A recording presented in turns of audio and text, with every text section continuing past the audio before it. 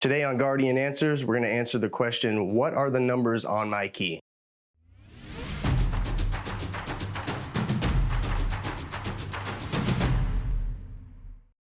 All right, guys, so today we're going to discuss what are the numbers on my key.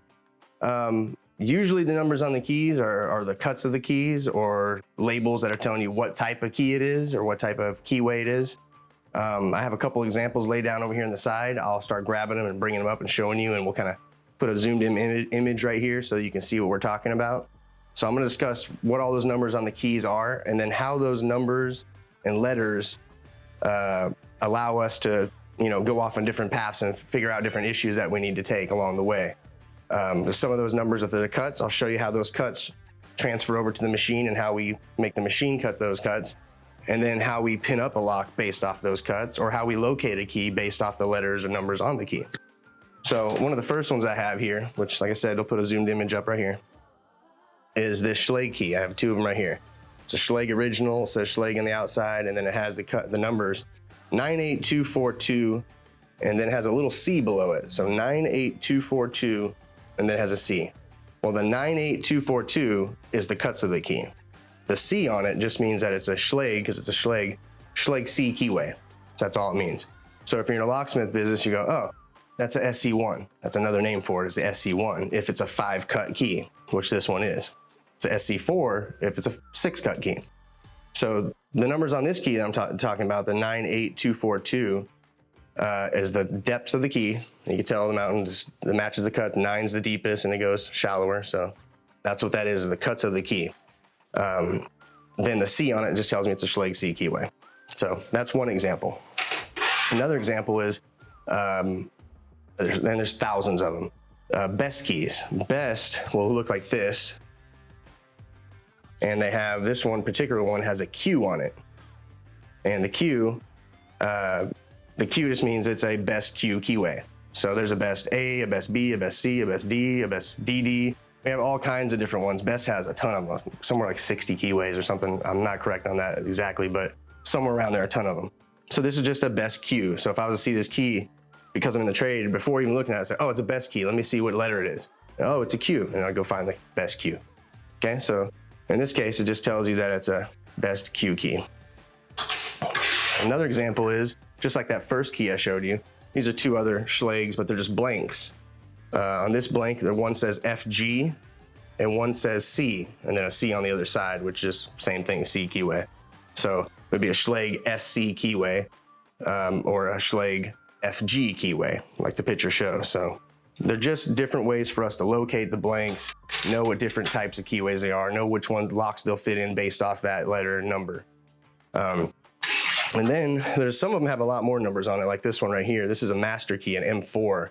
But if you notice, it says 1092V ILCO. Well, that's probably because ILCO makes an M4, but that 1092V number is their number for the M4, basically. So it can get kind of confusing. It's mostly used for people in the trade, so it's not something that you want to go around, mixing and matching everything. Anyway, most of these things are used so that we can identify them through different manufacturers and be able to order them and keep things stocked. Another example is this key and cylinder right here. On the key it says 372, this little cam lock, and on the face of the lock it says 372. So sometimes someone will bring us a lock and say, hey, can you make a key for this? And if there's a code on the front and this one says 372, then I can say, yeah, let me go to my software, run it through and say, okay, cam locks with the number 372 on it, here's the cuts. And it gives me the cuts and tells me the card that I need to use to cut it on, which is on a machine. I'll show you here in a second. So if I did that, if I had this situation on my hands, I would basically just run that number through the system, and then it would give me the cuts of the key. And then I'd go over to the HPC machine, which is our originator. It cuts original keys, not like a duplicator when you go to Lowe's, Home Depot, or a locksmith shop and get a copy of a key. No, in this case, we are cutting an original key because we don't have one. And I use that key code 372, run it through the software, find out what card to use, what blade to use, and what key blank to use, and I put it on the machine and cut everything per spec for that card. So let's take a look at that HPC machine. Okay, so the HPC machine, which is this machine right here, or we call it the originator or the Blitz. Basically, when I run that code through the system, it's gonna say, here's the cuts, Here's the key you use, and then this is the blade you use on that machine. So the blade being cutting blades, right? Card meaning this kind of a card right here, if you see. I'm gonna keep this right here so you can look at it. This machine basically moves from left to right, so it takes the key blank and moves it left to right, and then moves it up and down. That's all it does. So when you move it left to right, it goes the first cut on this key, so it moves the key over to where it's at. First cut, you put it at the first cut you want to cut, and then the other knob on the machine takes it to how deep you want to make that cut. And then you back it off and you move it to cut number 2, and you cut how deep you want to do, then you back it off and then move to cut number 3, and it moves the key blank forward, back and forth and up and down. And that's how those codes correspond to us cutting an original key on this machine.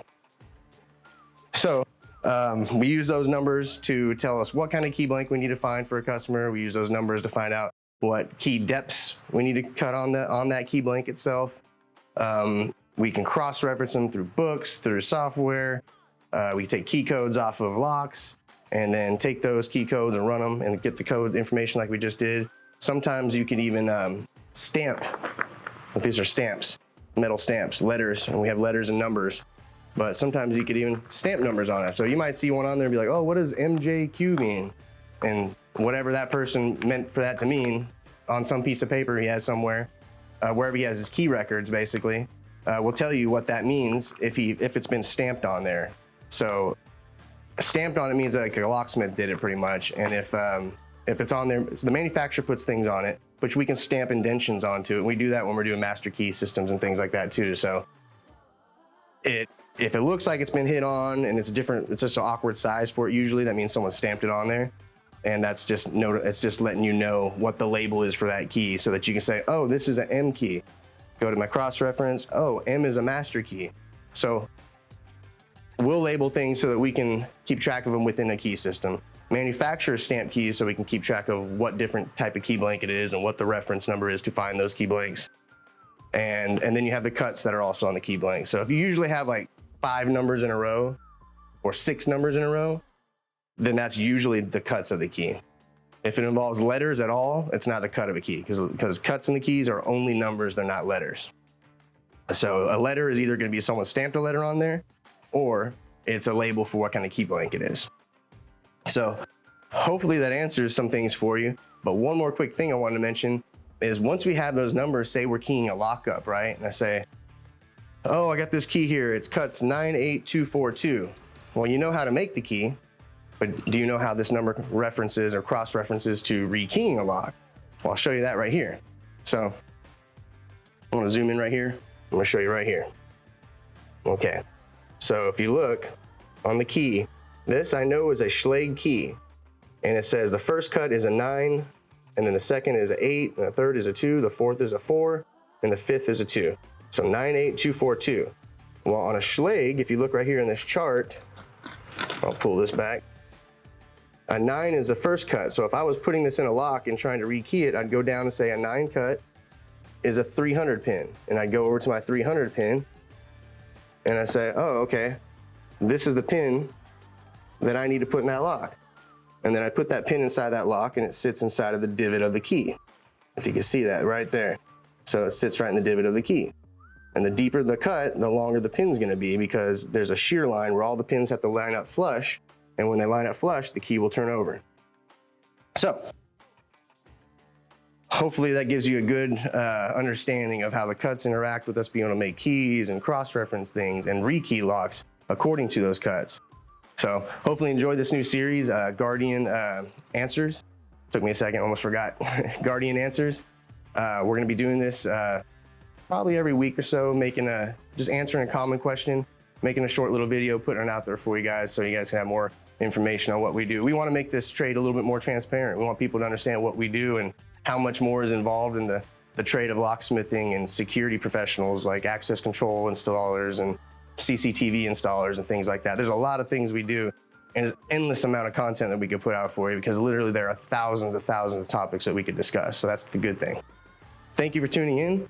We appreciate the support as always. Please subscribe to our YouTube channel. We're really trying to get those subscribers. Hit the bell icon for notifications and feel free to like our videos too as well. We appreciate the support as always. Don't forget to follow us on Instagram, Twitter, Facebook, LinkedIn. We're on all the social media platforms. We appreciate the support as always. Thanks for tuning in.